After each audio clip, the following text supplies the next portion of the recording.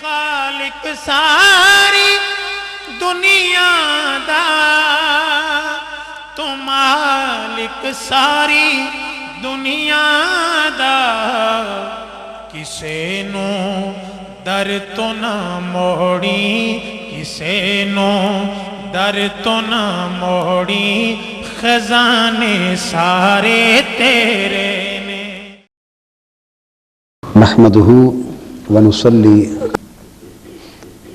ونسلم على سيدنا ومولانا محمد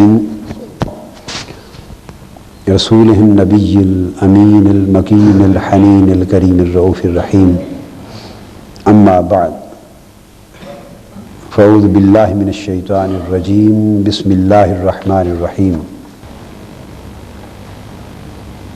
شهر رمضان الذي أنزل فيه القرآن هدى للناس وبينات من الهدى والفرقان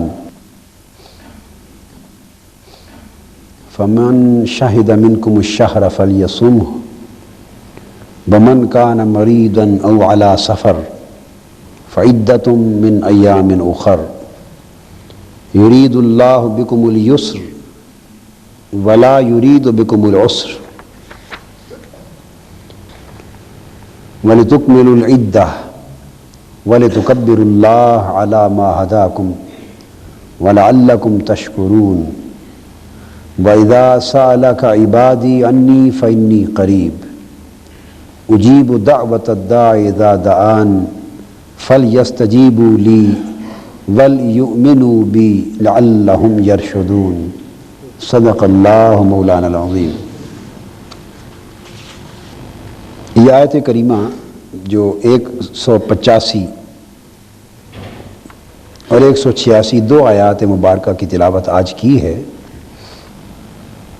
تو جو رات بیان ہوتا ہے آپ کے سامنے بالعموم وہ جو تفسیری حصہ ہے اور جو معارف جو تفسیری نکات اور جو مضامین ادھر بیان کیے گئے ہیں، اکثر و بیشتر میں ان کو بیان نہیں کرتا، وہ چھوڑ دیتا ہوں، اور جو کچھ بیان کرتا ہوں یہ اس سے مختلف اور الگ ایک درس کے انداز کا ایک مضمون ہوتا ہے۔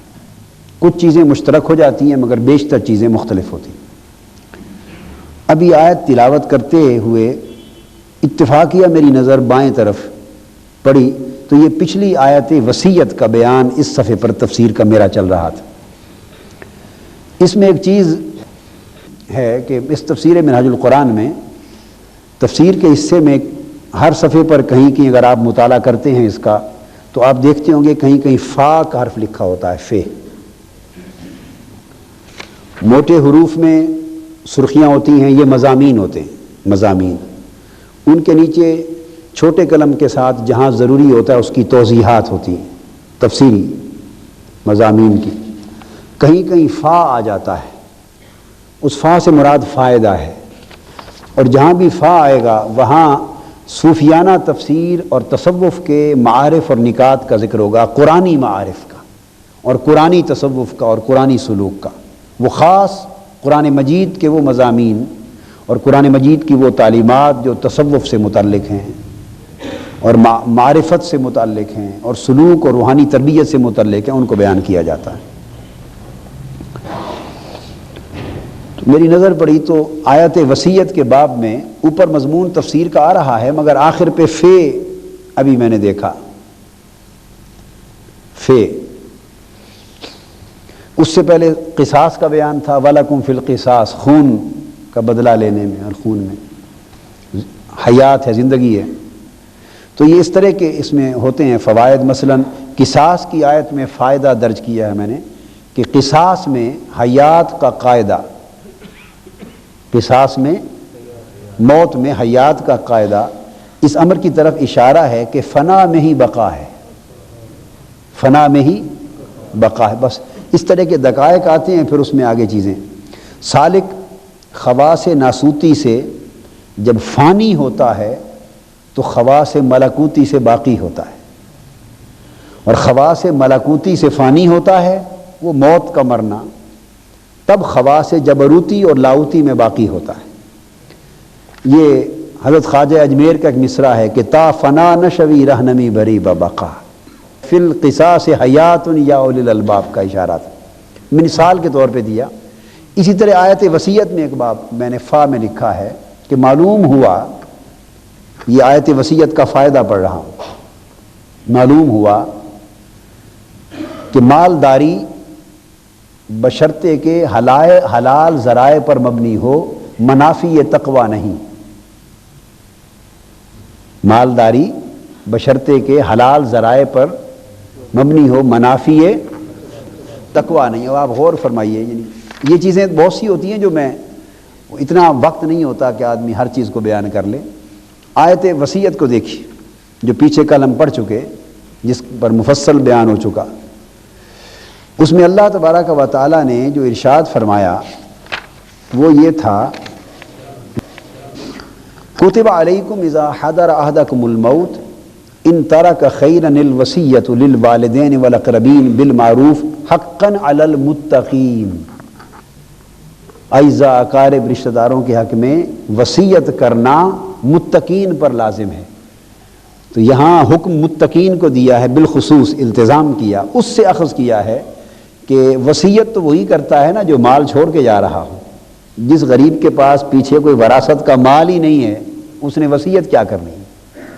تو عبارت نص سے یہ معلوم ہوا، یہ ایک خوشخبری ہے ہمارے ان ساتھیوں کے لیے جو تاجر ہیں، جو اہل ثروت ہیں، جن کو اللہ پاک نے دنیاوی نعمت اور رزق میں سے حصہ وافر، اچھا حصہ عطا فرمایا ہے، پھر رزق حلال میں سے، تجارت میں سے دیا ہے، پھر انہیں توفیق دی ہے کہ اللہ کی راہ میں وہ خرچ بھی کرتے، ان کے لیے خوشخبری کہ یہ میں نے اس لیے کہا کہ بعض لوگ جن کے پاس فہم دین تھوڑا ہوتا ہے اور شور شرابہ زیادہ، ہنگامہ زیادہ ہوتا ہے، وہ ایسی چیزیں منسوب کرتے ہیں دین کی طرف من گھڑت خیالات کے عنوان سے، یا کچھ واقعات پڑھ لیے، بعض بزرگوں کے حوال پڑھ لیے کتابوں سے، یا بعض احادیث پڑھ لی، مثلا سادگی کے بیان میں حضور علیہ الصلوۃ والسلام کے جو سادہ طرز زندگی اور بود و باش، اس کے والے سے کچھ چیزیں پڑھ لی۔ ایک بات میں کئی بار دہراتا ہوں اور وہ کہتا ہوں کہ احکام درست معلوم ہوتے ہیں مگر ان کا اطلاق غلط ہوتا ہے۔ یہ نہیں معلوم ہوتا کہ کس حکم کی اپلیکیشن کہاں درست ہے اور کہاں غلط ہے۔ یعنی میڈیسن ساری ٹھیک ہوتی ہے کسی نہ کسی کے لیے، مگر مریض کسی اور چیز کا ہے، دوائی کوئی اور لگا دی۔ درد سر ہے، پیٹ کی دوائی دے دی، آرام تو نہیں آئے گا نا۔ آنکھوں کی تکلیف ہے، گردے کا علاج کر دیا، تو گردے کا علاج کی دوائی بھی قیمتی دوائی ہے، وہ گردوں کے لیے بڑی مفید ہوگی مگر آنکھوں کے لیے فائدہ مند۔ تو مس اپلیکیشن جو ہے زندگی کے ہر کام میں نقصان دیتی۔ تو دین میں تو نیم حکیم خطرہ جان اور نیم ملا خطرہ ایمان، چند چیزیں مختصر سی پڑھ کے انسان کا جو نفس ہے اور وہ ظرف کو بڑا چھوٹا بنا دیتا ہے، اور وہ چند قطرے اندر آ جاتے ہیں نا تو وہ سمجھتا ہے میں بہت کچھ ہو گیا۔ حضور پیر صاحب قبلہ مجھے فرمایا کرتے، ایک روز ایک بات ہو رہی تھی، اس میں آپ نے فرمایا، میں نے اپنی زندگی میں، آپ یقین جانیے، آپ کو ان کی زیارت کا شرف ملا اور بہت سوں کو صحبت کا موقع تو نہیں مل سکا، میں نے اپنی زندگی میں اتنا بڑا صاحب حکمت زندگی میں نہ دیکھا نہ سنا۔ اور جب میں ان کی خدمت میں بیٹھ کر ان کی حکمت کی باتیں سنتا تو میں خود کو ایک قطرہ محسوس کرتا سمندر کے سامنے، اور میں اس کے سوا اور آپ کو کیا بتا سکتا۔ اور یہ حکمت پڑھنے پڑھانے سے نہیں آتی، یہ ایک چشمہ ہوتا ہے جو مالا اعلیٰ سے اور فیوزات ربانی سے کھل جاتا ہے، اللہ پاک ایک چشمہ کھول دیتا ہے، اس کو شرح صدر بھی کہتے ہیں، اس کو حکمت بھی، کئی چیزیں ہیں، وہ چشمہ کھلتا ہے باطن کا، اس سے یہ چیزیں پھوٹتی۔ تو آپ فرمانے لگے ایک روز کہ جو آدمی بھوکا ہے اور قلاش ہے، بالکل غریب محض ہے، اور طبیعت میں بھی بھوکا ہے اور اتنا تنگ دست ہے کہ طبیعت میں بھی تنگ دستی ہے، فرمانے لگے اس کی جیب میں 10 روپے کا نوٹ آ جائے، سمجھتا میں اس سے پوری دنیا خرید لوں گا۔ فرمانے لگے جیسے چھوٹا سا بچہ، اس کو آپ 5-10 کا نوٹ دے دیں، وہ سمجھتا ہے شاید اس سے سارا کچھ خریدا جا سکتا ہے۔ مقصد یہ ہے کہ ظرف تھوڑا ہو اور اس میں کچھ قطرے، چند قطرے پڑ جائیں تو وہ اچھلتا ہے، وہ سمجھتا ہے بہت کچھ آ گیا۔ یہ زندگی کے ہر معاملے میں یہی صورت درپیش ہوتی، تھوڑے ظرف میں چند دانے علم کے آ جائیں تو سمجھتا ہے میرا برتن بھر گیا اور شاید سب سے زیادہ علم میرے پاس آ گیا، اس سے دین کے باب میں بڑے نقصانات ہوتے۔ تو یہ سادگی کا مفہوم اور فقر کا مفہوم، حضور علیہ السلام نے فرمایا الفقر فخری، فقر میرا فخر ہے۔ اب یہ حدیث پاک کیا ہے اور اس میں فقر محمدی کیا ہے صلی اللہ علیہ وسلم، اس کا اطلاق کہاں کس طرح ہوگا؟ حضور علیہ السلام کی حیات پاک کا سادہ ہونا، اس کا مفہوم کیا ہے اور اس کا اطلاق ہر دور میں کس طرح ہوگا، اور اس سے دین کا تصور کس طرح ڈیولپ ہوگا اور حدود کیا بنے گی، یہ ساری چیزوں پر جب تک نظر نہ ہو پورے دین کی تعلیمات پر، تو اخذ کرنا کسی حدیث اور قرآنی آیت اور کسی حکم سے کوئی مفہوم اور دین کا مسئلہ اخذ کرنا، یہ بڑی خطرناک بات بن جاتی ہے۔ اخذ کرنا استنباط ہوتا ہے، یہ استخراج ہوتا ہے، اور اسی سے اجتہاد بنتا ہے، یہ معمولی چیز نہیں ہے۔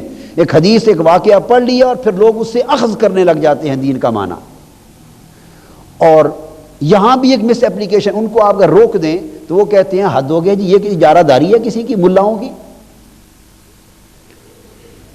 اب وہ نئی نئی کیٹیگری بھی ٹی وی پہ علماء کی آ رہی ہے نا، اب ان سے اگر آپ ایسی بات کر دیں وہ کہیں گے یہ کوئی اجارہ داری، اسلام میں کوئی اجارہ داری کسی کی نہیں، ملاؤں کی اجارہ داری، یہ تو اللہ کا دین ہے ہر ایک کے لیے، اور اللہ نے دین کو آسان بنایا ہے۔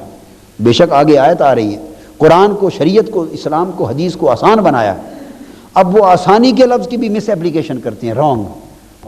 اللہ نے کہا، اللہ پاک نے فرمایا وَلَقَدْ يَسَّرْنَا الْقُرْآنَ لِلذِّكْرِ، ہم نے قرآن کو نصیحت کے لیے آسان بنایا ہے، علم کے لیے نہیں۔ اب کتنا بڑا فرق ہے، ہم نے قرآن کو نصیحت کے لیے، جو بنیادی باتیں ہیں نصیحت حاصل کرنے کے لیے، اصلاح لینے کے لیے، اپنی زندگی کو درست کرنے کے لیے، ٹھوس اور بنیادی باتیں جن کو ہم رات کو اپنے درس میں تفکر قرآن میں عام طور پہ بیان کرتے ہیں، بڑی دقیق چیزوں میں نہیں جاتے، کبھی کبھی کوئی نقطہ ذوق کا آ جاتا ہے تو دقیق میں چلے جاتے ہیں۔ تو ذکر کے لیے، نصیحت کے لیے، تاکہ دل پر کچھ اثر ہو اور اندر تبدیلی آ جائے اور انسان نصیحت پکڑے، اس ذکر کے لیے اس کو آسان بنایا۔ فذکر انما انت مذکر، اے حبیب صلی اللہ علیہ وسلم آپ لوگوں کو نصیحت دیا کریں، آپ نصیحت والے ہی آئے ہیں بن کر۔ تو نصیحت کے لیے آسان بنایا، اور ہم نے اس کو استخراج مسائل میں بھی آسان سمجھ لیا۔ اس کی شرائط ہیں، اس کے لیے کچھ قواعد ہیں۔ وہ تو کیمسٹری کا سبجیکٹ پڑھے بغیر کوئی کیمسٹری پہ لیکچر شروع کر دے تو خرابی پیدا کرے گا نا۔ فزکس کو جانے بغیر، میڈیکل سائنس کے اوپر مہارت کے بغیر میڈیکل سائنس کے لیکچر شروع کر دے تو خرابی پیدا کرے گا۔ یعنی میں ذکر کر رہا تھا اگلے دن شیخ الحدیث صاحب سے کہ قرآن مجید کی وہ بہت سی آیات میں نے جو ترجمہ کیا، یہ ترجمے کی خوبیوں میں سے ایک یہ بھی ہے کہ سائنسی ترجمہ بھی ہے۔ الحم سے والناس تک پورے قرآن کا کوئی ایک مقام، کوئی ایک آیت کریمہ جو سائنس کے کسی موضوع سے متعلق ہو، اور اس میں کوئی سبجیکٹ بھی اگر سائنسی ڈیل ہوا ہے آج کے لیٹسٹ سائنس کے حوالے سے بھی، تو الحم سے والناس تک جہاں وہ مواد آیا ہے، ہمارے پچھلے تراجم سائنسی اعتبار سے غلط ہوتے تھے، سائنسی اعتبار سے، چونکہ سائنس کا علم نہیں تھا تو انہوں نے سادہ لفظی ترجمہ کر دیا، اور ترجمے میں ایسے کلمات آ گئے کہ وہ سائنسی حقائق کے مقابلے میں وہ بات درست نہ رہی۔ قرآن درست تھا مگر ترجمہ غلط ہو گیا۔ میں بتا رہا تھا کہ الحمدللہ اللہ کا شکر ہے کہ اب یہ قرآن دنیا کے کسی بھی سائنسدان کے سامنے اس کا ترجمہ اگر پیش کیا جائے گا تو میں اگلے 200 سال بعد سائنس میں کیا تبدیلیاں آ جائیں میں کچھ نہیں کہہ سکتا، مگر کوئی سائنسدان کسی ترجمے پر قرآن کے حوالے سے انگلی رکھ کر غلطی نہیں نکالے گا۔ یہ کیسے ہوتا ہے کہ جب وہ سبجیکٹ آتا ہے تو 7 8 گھنٹے بسا اوقات سائنسی کتابوں میں گم ہونا پڑتا ہے۔ جیسے ایک طرف 70 80 تفاسیر کا انبار پڑا ہوتا ہے اور تراجم کا اور لغت کی کتابوں کا، اسی طرح سائنس کی کتابوں کا ایک انبار ہوتا ہے، اور سائنس کی کتابیں بھی اس زمانے کی نہیں جو ہم پڑھتے تھے، ہمارے زمانہ یا طالب علمی کی نہیں، وہ جو اس وقت لیٹسٹ 90s میں چھپ کے آ رہی ہیں، لیٹسٹ الٹرا ماڈرن، امریکہ سے، یورپ سے، تو میں ہزار روپے خرچ کر کے وہاں سے لاتا رہتا ہوں لیٹسٹ۔ اور میں کبھی یہ بھی کہتا ہوں کہ سائنس کے سبجیکٹس پر اللہ کا شکر ہے ہمارے پاس وہ کلیکشن ہوتا ہے جو ان سبجیکٹس کے پروفیسرز کے پاس بھی کئی سالوں تک لاہور میں نہیں ہوگا، کیونکہ ہر سال جب دورے ہوتے ہیں تو تازہ کئی دن میں کتب خانوں میں لگاتا ہوں وہاں، اور بکس شاپس پر، اور سائنس کے سبجیکٹ نکال کے لوگ سوچتے ہیں کہ تعلق آپ کا علم دین کے علم کے ساتھ ہے، اور اٹھا کے ایسٹرو فزکس لے جا رہے ہیں آپ، اور کیمسٹری لے جا رہے ہیں، اور میڈیکل سائنس کی چیزیں، اور اسٹرالوجی کی، اور اسٹرانومی کی، اور پتہ نہیں کیا کیا اٹھا کے لے جا رہے ہیں۔ میں نے کہا یہ سب دین میں ہے، یہی تو دین کا حسن ہے، اوروں کے مذہب میں کچھ نہیں، ہمارے دین میں سب کچھ۔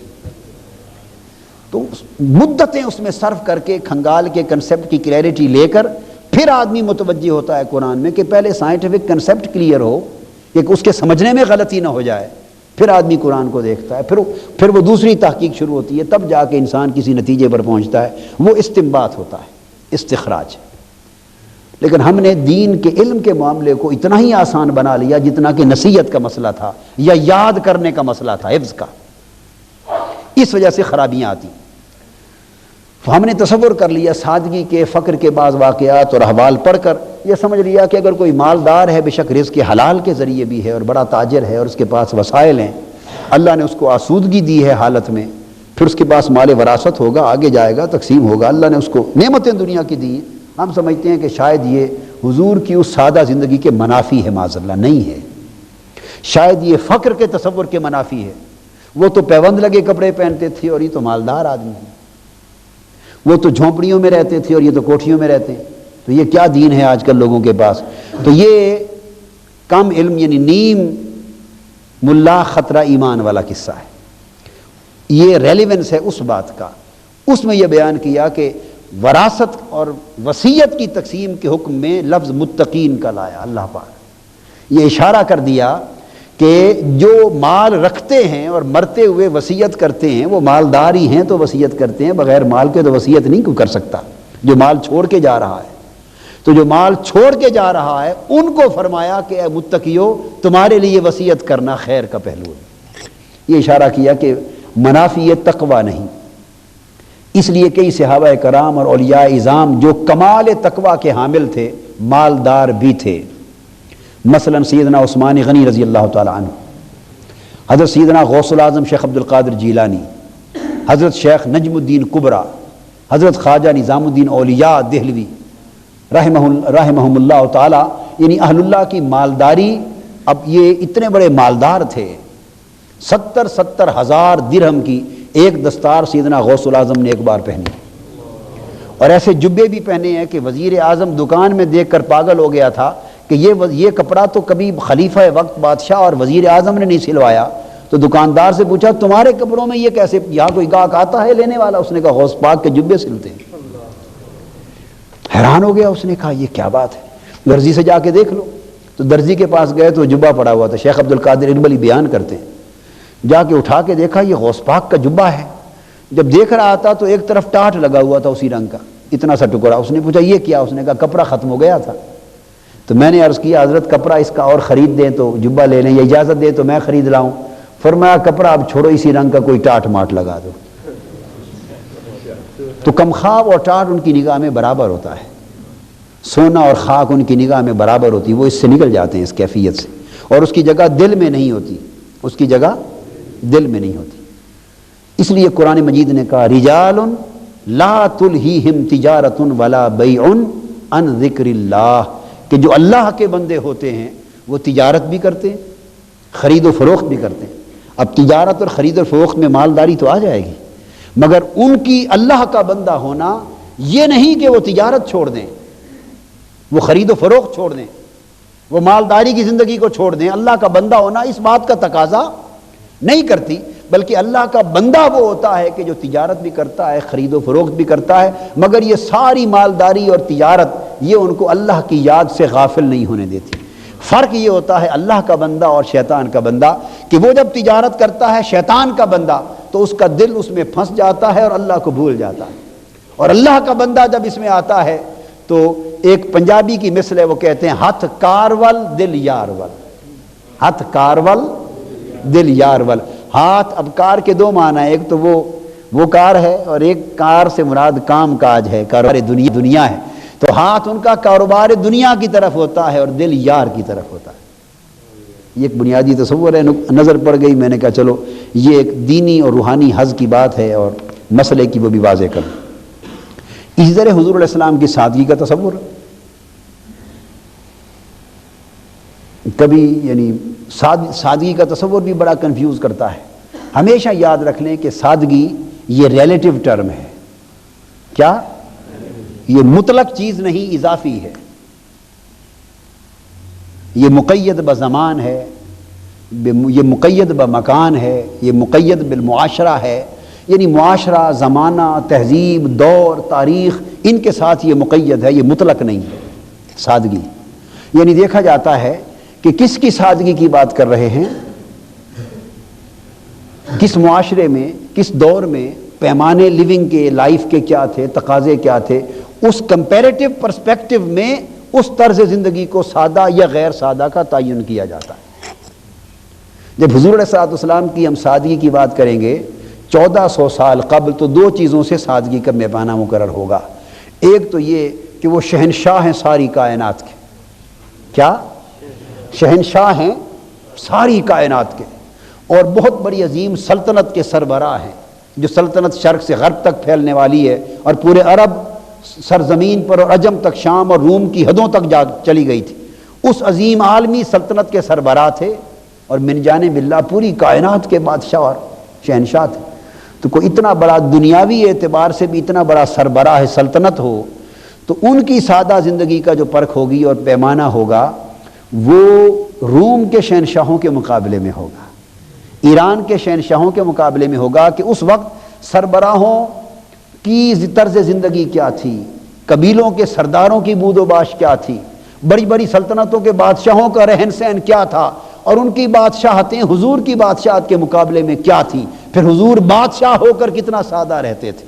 وہ پھر سادگی کے معیار اس طرح کے تھے صلی اللہ علیہ وسلم۔ وہ پھر اس پہ دیکھتے ہیں تو سادگی میں دنیا کا کوئی بادشاہ حضور علیہ السلام کا مد مقابل نہ تھا۔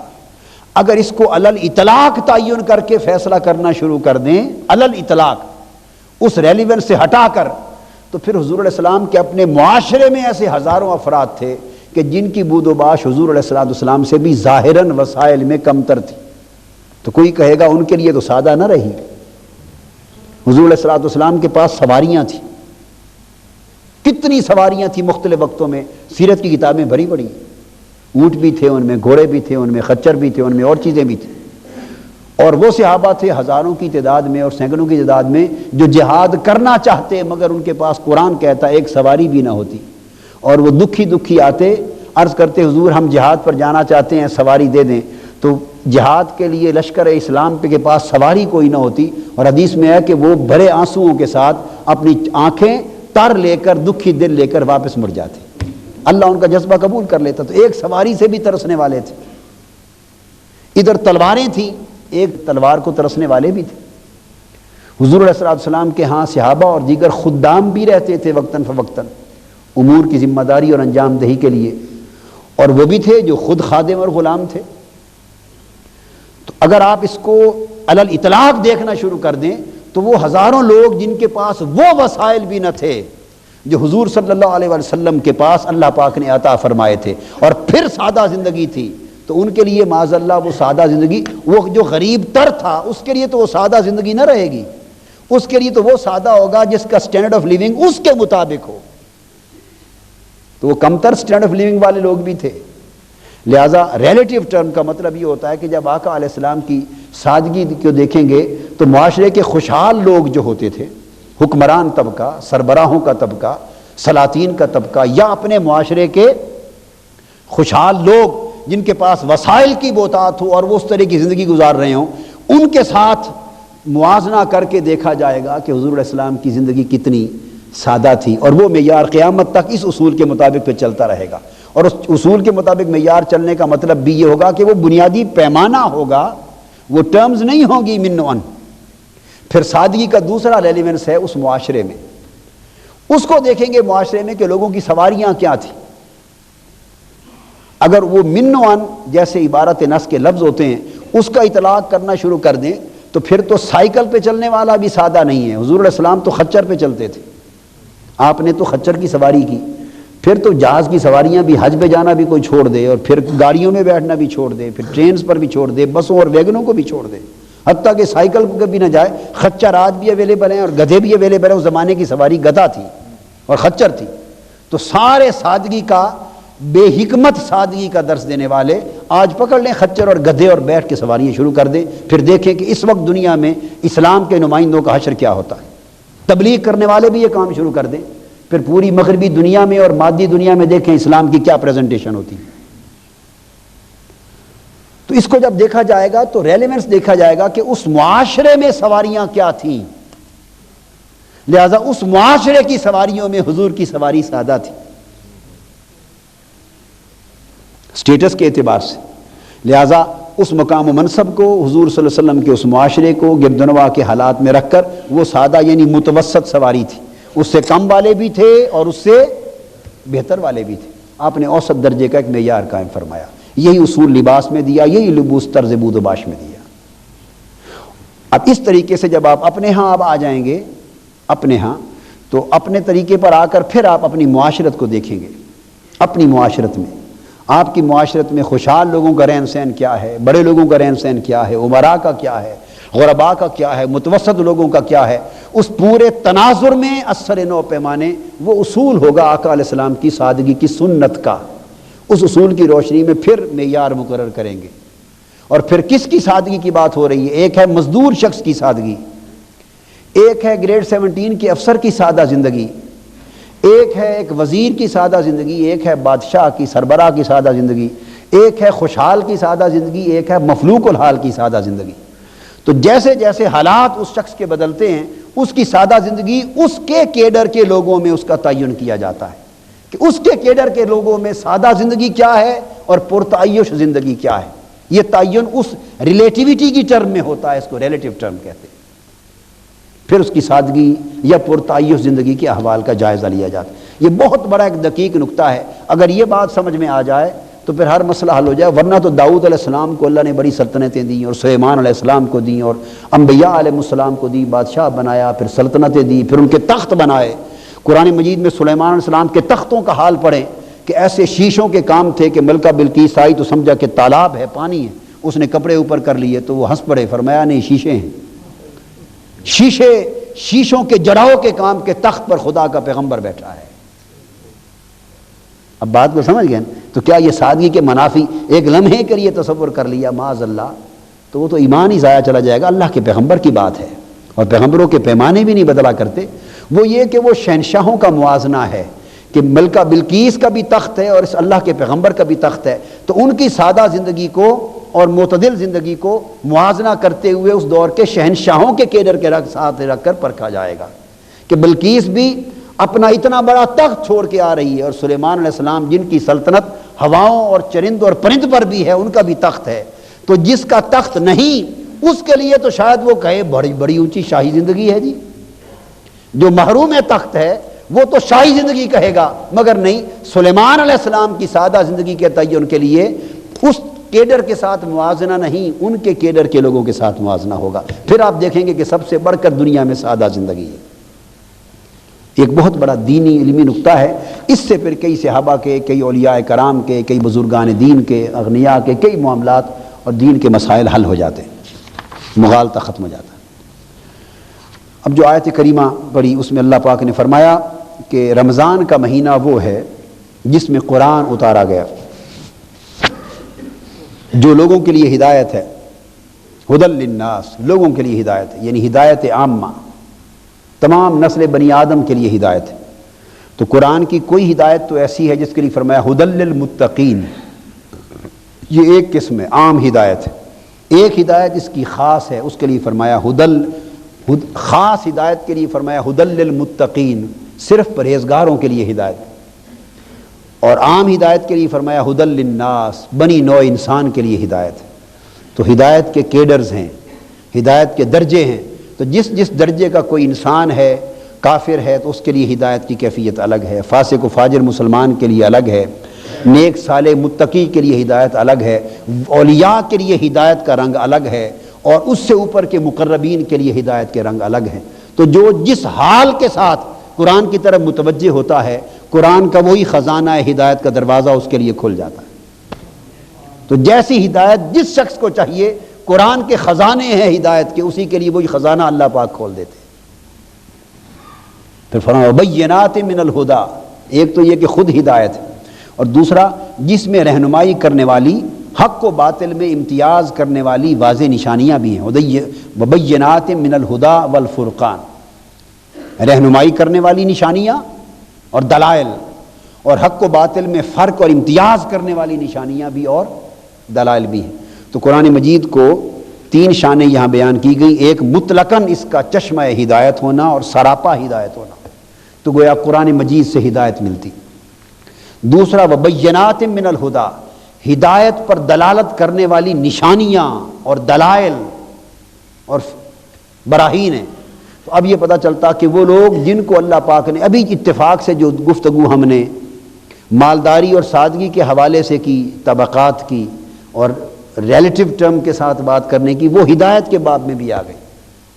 بعض لوگ وہ ہیں جنہیں سادہ طریقے سے بھی قرآن کی ہدایت نصیب ہو جائے تو وہ ہدایت پا جاتے ہیں، ان کے لیے قرآن ہدایت دیتا ہے. بعض وہ ہیں کہ جنہیں قرآن مجید پورا ہدایت سے بھرا پڑا ہے مگر وہ محض قرآن مجید کے ہر مقام پڑھنے اور سمجھنے سے انہیں ہدایت نہیں ملتی. ان کے لیے دلائل چاہیے جو قرآنی ہدایت پہ دلالت کریں، اور ایسے دلائل اور ایسی نشانیاں چاہیے قرآن مجید سے جو قرآن مجید سے جن کے ذریعے بعض اہل عقل، اہل دانش اور اہل فہم اور اہل تدبر و بصیرت کو ہدایت نصیب ہو سکے. تو یہ عقل مندوں کی سطح ہے، دانش مندوں کی سطح ہے، سائنسدانوں کی سطح ہے، فلسفیوں کی سطح ہے، منطقیوں کی سطح ہے، انالسٹ لوگوں کی سطح ہے، بڑے بڑے ماہرین اور متخصصین کی سطح ہے. اب ان کو قرآنی ہدایت دینے کے لیے ان دلائل کی ضرورت ہے جس میں وہ ماہر ہیں. یہاں نقطہ جو بینات من الہدا، بینہ نہیں، دلائل ہیں طرح طرح کے، قسم قسم کی نشانیاں ہیں ہدایت پر دلالت کرنے والی. کیسے؟ مثلا کوئی اگر سائنسدان ہے تو قرآن مجید میں سائنسی نشانیوں پر دلالت کرنے والی ہدایت مل جائے گی. کوئی بڑا فلسفی ہے تو قرآن مجید دور جدید میں اور ہر دور کے فلسفے پر دلالت کرنے والی نشانیاں قرآن اپنے دامن سے اس کے سامنے رکھ دے گا. کوئی بہت بڑا ڈاکٹر ہے اور ماہر طب ہے تو قرآن مجید سے طبی ہدایات اور اس کے دلائل مل جائیں گے. کوئی شخص دور جدید میں آفاقی اور اس فلکیاتی سائنس کا ماہر ہے تو اس کو قرآن مجید سے فلکیات کی سائنس اور جو ایسٹرونومیکل فارمولاز ہیں ان کے لیے سائنس مل جائے گی اور وہ دنگ رہ جائے گا. ابھی افطاری سے پہلے میں قرآن مجید کی 2 آیتیں لکھ رہا تھا اپنے کلام میں، ایک تحقیق میں، اور بات کر رہا تھا رؤیت ہلال پر.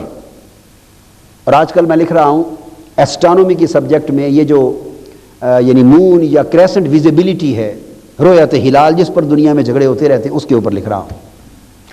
تو میں اس میں لکھ رہا تھا کہ ایک اعتراض کیا جاتا ہے کہ رؤیت ہلال کے بارے میں جو المینکس ہیں اور جو ایسٹرونومیکل آبزرویٹریز ہیں اور جو علم فلکیات کے ماہرین نے اب علم حیات کو، اسٹرانومی کو، علم فلکیات کو حساب بنا دیا ہے، میتھمیٹکس کی طرح فارمولے وضع ہو گئے. ان فارمولوں کے ساتھ اب گھنٹے تو کیا، دنوں، گھنٹوں، منٹس کی بات چھوڑیے، سیکنڈ کے بھی جو جز ہیں، باریک سیکنڈ کے بھی جز، ان تک ہر چیز متعین کر دی گئی. جیسے سورج کا معاملہ ویسے چاند کا معاملہ، کہ چاند 27 دنوں، 28 دن، اتنے گھنٹے، اتنے منٹ اور اتنے سیکنڈوں میں زمین کے گرد اپنا ایک دائرہ مکمل کرتا ہے. سیکنڈ کے حصے تک کا تعین کر دیا، اس کو ایک خاص منتھ کا نام دے دیا ایک الگ. پھر 29 دن، 12 اتنے گھنٹے، اتنے منٹ اور اتنے سیکنڈ اور سیکنڈ کے اتنے حصوں میں وہ ایک اور دائرہ ہے سورج کی نسبت سے زمین کے گرد مکمل کرتا ہے، اس کو مین مہینے کا نام دیا. پھر وہ جب دائرہ مکمل ہوتا ہے تو چاند سورج اور زمین کے درمیان جو خط ہے ایگزیکٹ اس خط کے اوپر 0 ڈگری پر آ جاتا ہے.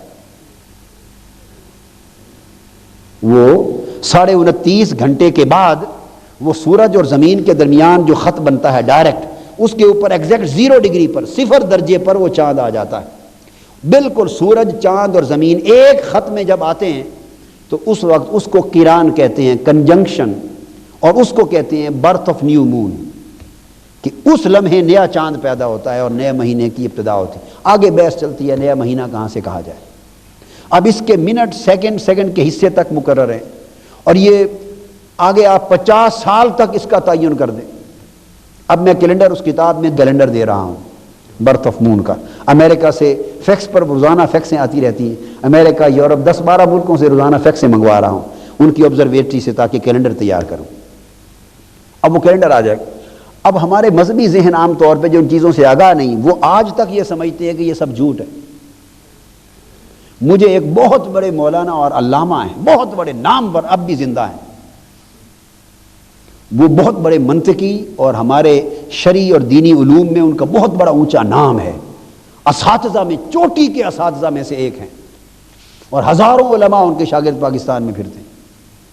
ان کی ایک بات نام نہیں لیتا، وہ اور جو اساتذہ علماء سارے میرے اتنے جملوں سے سمجھ گئے ہیں وہ کون ہیں، سمجھ گئے، پوچھ لیں ان سے، سمجھ گئے، جن سے پوچھ لیں وہ سمجھ گئے۔ تو وہ ایک روز کہنے لگے کہ دیکھو جی اتنا بڑا جھوٹ کہتے ہیں ہم چاند پر اتر گئے، اتنا بڑا جھوٹ چاند پر اتر گئے۔ اب دلیل سنیے، وہ کہنے لگے، یہ گورڑا شریف میں بات ہوئی، خود میں نے سنا، ان کی روایت آ گئی، انہوں نے کچھ، وہ کہنے لگے کہ اترنا تو تب ہوتا ہے کہ کوئی شخص اوپر سے آئے،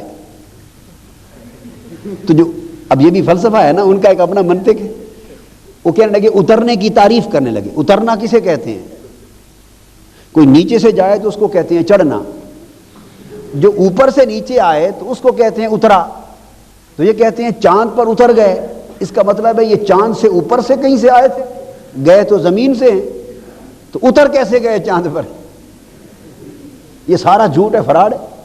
اور پھر کہنے کہ چاند کو قرآن کہتا ہے نور ہے، اور وہ چوتھے آسمان میں ہے، تو اس کے اوپر جا کون سکتا ہے؟ اس قسم کی بات۔ اب سوال یہ ہے کہ جب جس فن کا، جس علم کا کی خبر نہ ہو، پڑھا ہی نہ ہو سرے سے ہی، اور اس کے حوالے سے جب آدمی بات کرے گا، تجزیہ کرے گا، تو مذہق خیز باتیں ہوں۔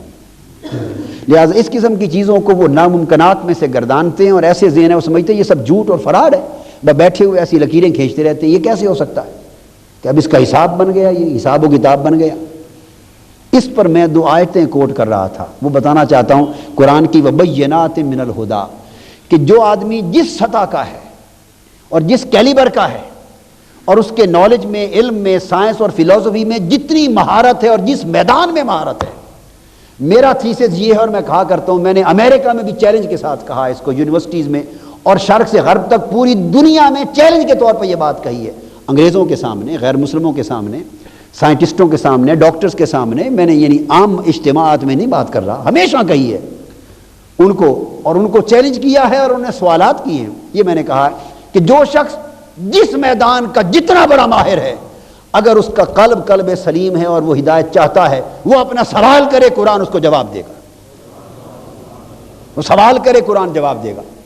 بھئی یہ بات صرف کہنی نہیں، جب کہہ دی تو پھر زندگی میں 12-14 سال کے عرصے میں کئی لوگ کھڑے ہوئے، امریکہ میری لینڈ یونیورسٹی میں نے یہ بات کر دی، ایک شخص کھڑا ہو گیا، لوکل امریکن تھا، اس نے ایک ملٹیپل سپیڈ رفتار کی، یا روشنی جو ہے، روشنی اس کی ملٹیپل سپیڈ یا ویلوسفی جس کے اوپر کام ہو رہا ہے، اس کے امکان پر بحث کر دی، قرآن میں کہاں ہے اس کے اوپر، آگے پھر کسی وقت بتائیں گے۔ تو جو شخص جس سطح کا ماہر ہے وہ قرآن سے سوال کرے۔ قرآن کا کہنا بینات من الہدا، ہدایت کی طرح طرح کی نشانیاں اور دلائل قرآن میں موجود ہیں، یعنی کوئی ایک شخص ایسا دنیا میں نہیں ہو سکتا جو کسی میدان کے حوالے سے کسی ہدایت کی دلیل کا طالب ہو اور قرآن خاموش ہو جائے۔ اتنا بڑا زندہ معجزہ ہے کہ یہ معجزہ، اس سے بڑا معجزہ کوئی نہیں آقا علیہ السلام کو عطا کیا گیا، مگر پرابلم ہے کہ اس معجزے کو سمجھنے اور سمجھانے کے لیے بہت سے تقاضے پورے کرنے کی ضرورت ہے۔ تو یہ میں بات کر رہا تھا کہ جب یہ چیز میں نے چاند وغیرہ کے لیے پڑھی کہ آج انہوں نے، یہ پرابلم اس وقت پیدا ہوا جب یہ علم الحساب نہیں بنا تھا، چاند اور سورج کا یہ جو ساری فلکیاتی جو علم ہے اور حیات کا علم، یہ علم حساب نہیں بنا تھا، تو تخمینے پر تھا۔ اب تو 2 + 2 4 کی طرح حساب بن گیا، تو آج بیٹھ کر وہ 10 سال 20 سال 50 100 سال آگے کی کیلکولیشن دے رہے ہیں آپ کو، حساب کا علم بن گیا نا۔ تو جب 2 + 2 4 ہے، جب حساب کی طرح یہ یقینی علم ہو گیا، اس میں امکان ہی نہ رہا غلطی کا، تو نوعیت بدل گئی۔ تو اس پر قرآن مجید کی 2 آیتیں میری نگاہ میں آ گئی، میں نے صرف ریفرنس میں کوٹ کی، سورہ الرحمن کی آیت، والشمس والقمر بحسبان۔ میں آپ کو بینات من الہدا کی صرف ایک دلیل آج کی تازہ لکھی بیان کر رہا ہوں، والشمس والقمر بحسبان، اور سورج اور چاند، حسبان جو ہے یہ حساب کی جمع ہے، 2 مختلف اس پر تفسیریں ہیں، مگر ایک معنی کے روح سے حساب کی جمع ہے، جیسے شہاب کی جمع ہے شہبان، شہاب اس کی جمع ہے فعلان کے وزن پر بطور جمع بھی آتا ہے، شہبان، اسی طرح حساب کی جمع حسبان، یعنی معنی حسابات. تو والشمس والقمر بحسبان، مطلب یہ کہ سورج اور چاند اللہ کے مقرر کیے ہوئے حسابات کے مطابق گردش میں رہتے ہیں.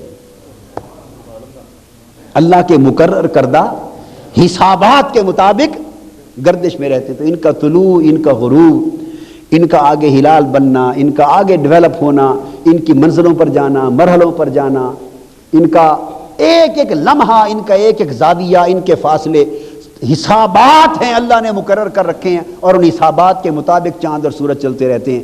گویا ایک رائی کے دانے کے کروڑویں حصے کے برابر بھی اس سے آگے پیچھے نہیں ہو سکتے.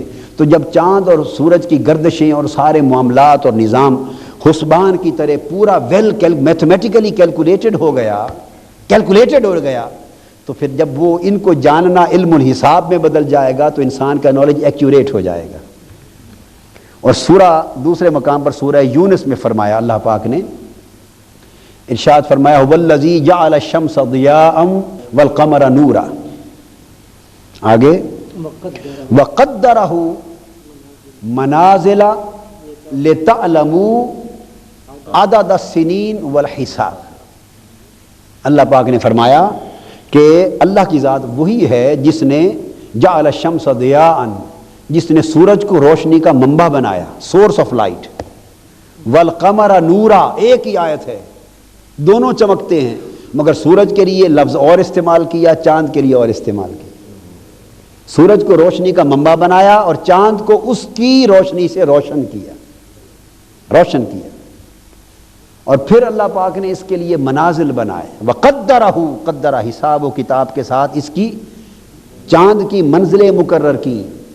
لتعلموا عدد السنین والحساب، تاکہ وہ منزلیں مقرر کی تاکہ تم اس سے ان کے سالوں کا بھی شمار کر سکو اور حسابات کا بھی پورا شمار کر سکو. تو گویا چاند کا چلنا اور اس کی تمام تر منزلیں، مرحلے اور زاویے ان کے حسابات ہیں. اور قرآن نے فرمایا لتعلموا، تاکہ تم علم حاصل کر سکو اس کے حساب کا، جان سکو. تو اس سے کا ایک جملہ میں نے یہ لکھا کہ اس سے یہ پتہ چلا کہ سورج اور چاند کی ساری گردش اور ان کے معاملات نہ صرف یہ کہ مقررہ حساب کے مطابق ہیں، بلکہ ان حسابات کو جاننا ممکن بھی ہے اور ان کو جاننے کا علم فرض ہے، چونکہ لتعلموا عدد السنین والحساب. یہ سب کچھ مقرر اس لیے کیا اور قرآن میں بیان اس لیے کیا کہ تم اس کے سنین اور حساب کا علم حاصل کرو. لتعلموا، تاکہ تم علم حاصل کرو، اس سے سالوں کے شمار کا بھی اور اس کے حسابات کا بھی علم حاصل کرو. تو گویا وہ علم الحساب جو چاند اور سورج کے نظام سے، اسٹرانومی سے ملے گا، وہ قرآنی حکم کے تابع ہوا. نتیجہ یہ ہوا کہ 5ویں صدی سے لے کر، بلکہ 8ویں صدی سے لے کر عیسوی 16ویں صدی تک 900 سال اور 1000 سال تک اسٹرانومی اور علم فلکیات اور اس کے فارمولوں اور اس کے حسابات کے موجد، بانی اور مؤسس مسلمان رہے. مغرب نے تو اس کے اوپر جو فارمولے وضع کیے ہیں وہ اس موجودہ صدی میں جا کے وضع کی. ابھی 100 سال کے اندر پچھلی صدی تک پوری دنیا پر آسٹرانومی کا مسلمانوں کا جھنڈا لہراتا رہا ہے. اس آیت کے تحت انہوں نے علم کو حساب بنا دیا، اور جب حساب بنا اس کے اوپر کیلنڈر مسلمانوں نے بنائے، چاند کے، سورج کے.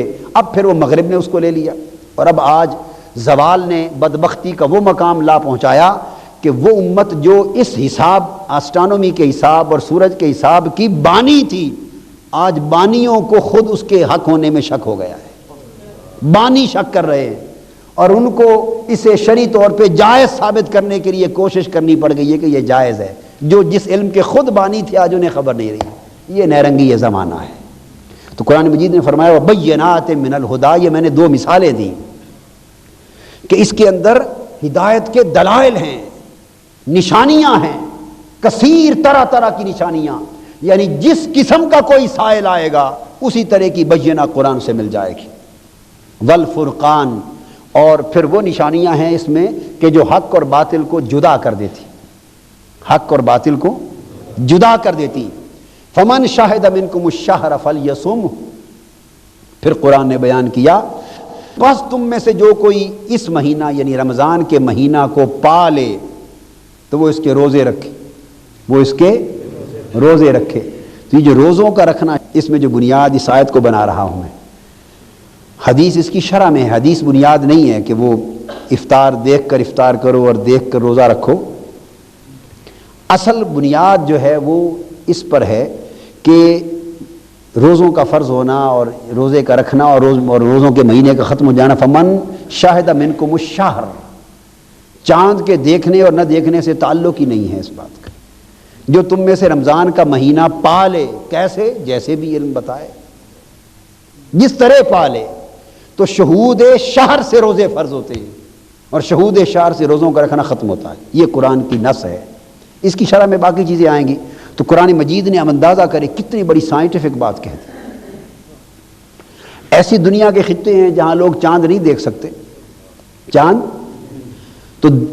تو نہیں دیکھ سکتے، مگر مہینے کی ابتدا کا علم ہو جاتا ہے۔ تو قرآن مجید نے نہیں کہا کہ تم میں سے جو کوئی رمضان کا چاند دیکھ لے وہ روزے رکھے، یہ نہیں کہا۔ جو کوئی اس مہینے کا چاند دیکھے وہ روزے رکھے، نہیں، یہ بات نہیں کہی، چونکہ اس خطے پر کروڑوں انسان ایسے بھی ہوں گے قیامت تک کہ جو چاند دیکھ نہیں سکیں گے، تو پھر ان کے لیے روزوں کا حکم کیا ہوگا؟ فرمایا فمن شاہد منکم الشہر، تم میں سے جو کوئی یہ مہینہ پا لے وہ روزے رکھے۔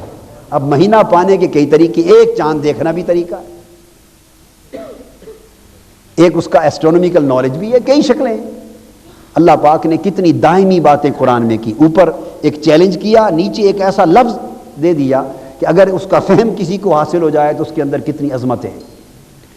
پھر آگے فرمایا کہ تم میں کوئی مریض ہو جائے یا سفر پہ ہو تو اپنے روزے اگلے دنوں میں قضا کر لے، اور یہ کہہ کر یرید اللہ بکم الیسر ولا یرید بکم العسر، اور اللہ تمہارے حق میں آسانی چاہتا ہے، تمہارے لیے دشواری نہیں چاہتا۔ آسانی چاہتا ہے، دشواری نہیں چاہتا۔ اور اس کا بھی ریلیونس ہے، یہ چاند کہیں نہیں نظر آتا اگر، تو اللہ پاک نے مسئلہ دشوار نہیں بنایا کہ اب اڑ کے بیٹھے ہی رہو کہ چاند نظر آئے گا تو تبھی روزہ رکھیں گے، نظر آئے گا تو عید کریں گے، اور 3 عیدیں ہو رہی ہیں، 2 عیدیں ہو رہی ہیں، 10 بجے تک بیٹھے ہوئے ہیں، ٹی وی پر اعلان نہیں ہوا۔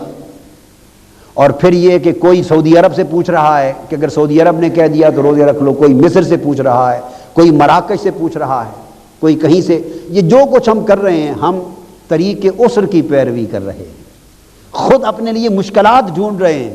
قرآن نے، اسلام نے نہیں کہا کہ سعودی عرب سے پوچھ کے روزے رکھو، قرآن نے نہیں کہا کہ مراکش اور مصر اور فلاں ملک سے پوچھ کے روزے رکھو یا عید کرو، یا اگر ایسی صورت ہو جائے تو تم تردد میں، مشکل میں پڑ جاؤ، نہیں۔ اللہ نے فرمایا تم میں سے جو کوئی مہینے کو پالے، اور مہینے کے پانے کے علم ہوں گے، اوپر ہم نے حساب دے دیے ہیں، حساب سے بھی مہینے کا ثبوت مل جائے تو روزے رکھو۔ اللہ تمہارے لیے آسانی کے راستے تلاش کرتا ہے، مشکلات سے نکالتا ہے، تم خود کو جان بوجھ کے مشکلات میں پھنساتے ہو۔ وَلِتُكْمِلُوا الْعِدَّةَ، اور اس کے لیے تم گنتی کے دن پورے کر سکو، یا عدت میں پھر حساب کی طرف توجہ کر دیں، عدت گنتی کے دن پورے کر سکو اور اللہ کی تکبیر کہو۔ اور پھر فرمایا وَإِذَا سَأَلَكَ عِبَادِي أَنِّي فَإِنِّي قَرِيبٌ، اے حبیب صلی اللہ علیہ وآلہ وسلم، جب میرے بندے آپ سے میری نسبت سوال کریں، یہ آج کے درس کی آخری آیت ہے۔ فرمایا میرے حبیب صلی اللہ علیہ وسلم، جب میرے بندے عبادی آپ سے میری نسبت سوال کریں اور میرا پوچھیں، میرے طالب اور میرے سائل میرا پوچھیں، فإنی قریب، تو بتا دیا کریں کہ میں نزدیک ہوں، میں نزدیک ہوں۔ اجیب دعوت الداع اذا دعان، میں پکارنے والے کی پکار کا جواب دیتا ہوں جب بھی وہ مجھے پکارتا ہے۔ بس انہیں چاہیے کہ میری فرما برداری اختیار کیا کریں اور مجھ پر پختہ یقین رکھیں تاکہ وہ راہ مراد کو پا سکیں۔ اب یہاں ایک نقطہ توجہ طلب ہے، وہ یہ اللہ پاک کا فرمانا کہ میں قریب ہوں اور ہر پکارنے والے کی پکار کو سنتا اور جواب دیتا ہوں، مگر اس کو کس بات کے ساتھ ملایا؟ فرمایا جب میرے بندے آپ سے میری نسبت سوال کریں۔ یہاں ایک بڑا لطیف اور دقیق ایمانی نقطہ ہے، توجہ طلب ہے۔ فرمایا جب میرے بندے آپ سے سوال کریں، اذا سألک، اے میرے حبیب صلی اللہ علیہ وسلم جب آپ سے سوال کریں۔ کون سوال کریں؟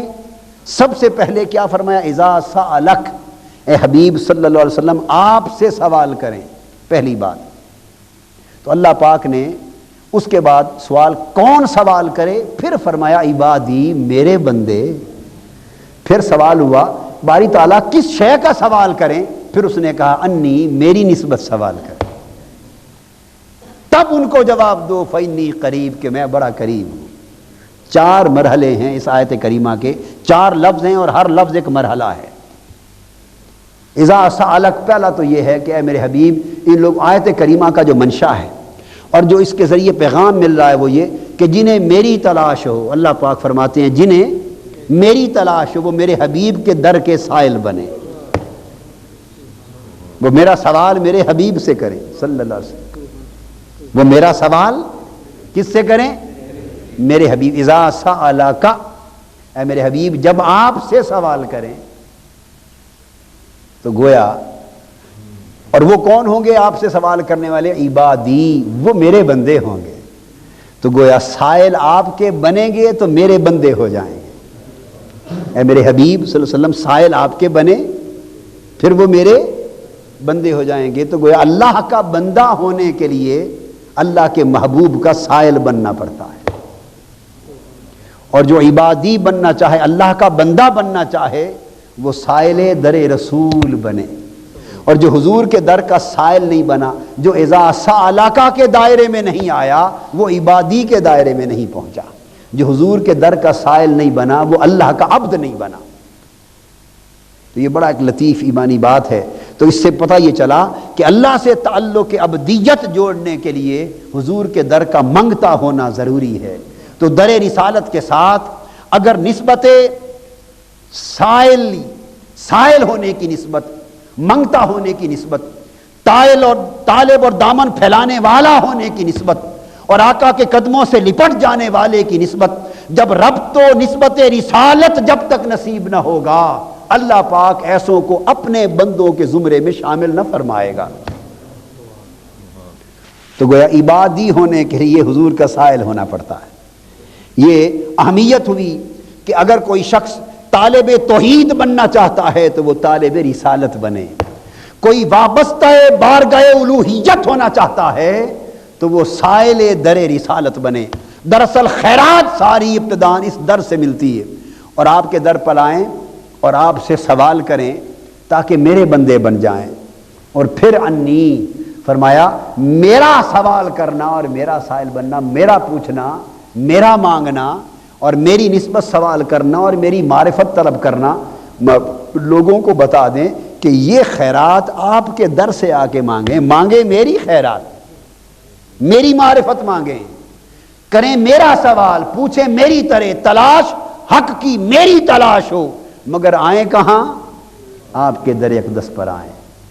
پھر میری بندگی کا توق ان کے گلے میں پڑ جائے، انی میری نسبت سوال کریں، فإنی قریب، محبوب پھر ان کو بتا دیں کہ میں بہت قریب ہوں۔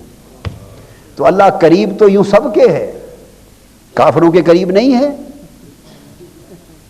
نحن اقرب الیہ من حبل الورید، وہ تو کوئی کافر ہے، یہ مسلمان ہر شخص کی شاہ رگ سے بھی قریب ہے، تو قربت کی کیا بات کرتے ہیں؟ قریب تو ہر ایک کے ہے، قریب تو ہر ایک کے ہے، مگر بعضوں کو جو قربت بالفعل نصیب ہو جاتی وہ تو ہر ایک کے قریب ہے۔ سوال اس کا نہیں، سوال ہمارا ہے کہ ہم میں سے بھی کوئی اس کے قریب ہوا یا نہ ہوا۔ وہ تو ہر ایک کے قریب ہے، مگر کسی نے قربت پائی یا نہ پائی۔ اب اس کے قریب ہونے کی بات نہیں، قربت پانے کی بات ہے، اس کی قربت کا فیض لے لینے کی بات ہے، اس کے دامن قربت میں آ جانے کی بات ہے، اور اس کے چشمہ قربت سے فیض یاب ہو جانے کی بات اب اس سمت سے ہو رہی ہے۔ تو فرمایا میں تو ہر ایک کے قریب ہوں، مگر تم چاہو کہ میرے قریب کون ہو گیا اور میری قربت کو پا کس نے لیا؟ جیسے فمن شاہد منکم الشہر، جو مہینہ روزوں کا مہینہ پا لے۔ قریب تو ہر ایک کے ہوں، سوال یہ ہے کہ میری قربت کو پایا کس نے؟ ہائے ہائے ہائے، میری قربت کو پایا کس نے؟ میں تو ہر جگہ ہوں، ہر ایک کی شہرت کے قریب ہوں، ہر جگہ ہوں، مگر سوال یہ ہے کہ میری اس قربت کو پہچانا کس نے، اس قربت کو پایا کس نے، اور پھر اس قربت کے چشمے سے فیضیاب ہونے کے قابل کون ہوا؟ تو فرمایا محبوب میری قربت تو ہر ایک کو ہے، مگر اس قربت کا فیض صرف ان کو پہنچے گا جو آپ کے در کے سوالی ہو کر میرے بندے بنیں گے، اور وہ پھر میری بارگاہ کے متلاشی ہوں گے تو انی قریب میں ان کے بہت قریب ہو جاؤں، یعنی وہ مجھے اپنے قریب پا لیں گے، اپنے قریب پا لیں گے۔ اور پھر انہیں چاہیے کہ میری فرما برداری اختیار کریں تاکہ انہیں لعلہم یرشدون، تاکہ وہ راہ مراد کو پا سکیں اور انہیں رشد نصیب ہو سکے۔ اس آیت کریمہ نے توحید اور رسالت کے ربط کو بڑے لطیف اور ایمان افروز انداز کے ساتھ بیان کیا۔ اللہ تبارک و تعالی ہمیں آگے قرآن مجید میں اسی میں پھر رمضان المبارک کی راتوں کا ذکر ہے، کچھ مسائل کا بیان ہے۔ تو حق یہ ہے کہ ماہ رمضان المبارک اللہ پاک کی بارگاہ سے انوار و تجلیات کے حصول کا مہینہ ہے۔ اب کل سے آخری عشرہ شروع ہو رہا ہے اور یہ رمضان المبارک کا کلائمیکس ہے، یہ رمضان المبارک کا کلائمیکس ہے کہ جب انوار و تجلیات اور رحمتیں اور برکتیں عروج پر ہوتی ہیں اور جھوم جھوم کر ان کا ورود اور نزول ہوتا ہے۔ تو جو دن بیت گئے، ہم تو ایسے لوگ ہیں کہ ہم وہ بھی لٹا بیٹھے اور گنوا بیٹھے۔ اب جو 10 دن رہ گئے، بہرحال وہ اب ہماری اور آپ کی صحبت تو یہاں نہیں رہے گی، تو یہ ہے کہ نئی صحبت کے 10 دن شروع ہو رہے ہیں، لیکن محنت کریں، ان 10 دنوں کو گنوائیں نہیں۔ دن بھی قیمتی ہیں اور راتیں بھی قیمتی ہیں، جتنی ہو سکے توبہ کریں، استغفار کریں، تلاوت قرآن کریں، درود و سلام کثرت سے پڑھیں، نوافل پڑھیں، قلب و باطن کی تصفیہ کریں، نفس کا تزکیہ کریں، روح کا تجلیہ کریں، اور جتنی پاکیزگی، طہارت اور تنویر حاصل کر سکیں کریں۔ یہ مبارک مہینہ، مبارک ساعتیں ہیں اور لمحے عروج پر جا رہے ہیں، تو ہماری کاوشیں بھی عروج پر ہونی چاہیے۔ حدیث پاک میں ہے کہ جب آخری عشرہ رمضان مبارک کا آ جاتا تو حضور علیہ السلام گویا اپنی کمر ہمت باندھ لیتے، کمر باندھ لیتے، خود بھی جاگتے اور گھر والوں کو بھی جگاتے، مستعد ہو جاتے تھے۔ اس میں تلاش کرتے لیلۃ القدر کی بھی اور تلاش کرتے اللہ کی رحمتوں اور برکتوں کی بھی۔ اللہ پاک ہم سب کے حال پہ کرم فرمائے۔ وما علینا الا البلاغ۔ میں خالق ساری دنیا دا، تو مالک ساری دنیا دا، کسے نو در تو نہ موڑی، کسے نو در تو نہ موڑی، خزانے سارے تیرے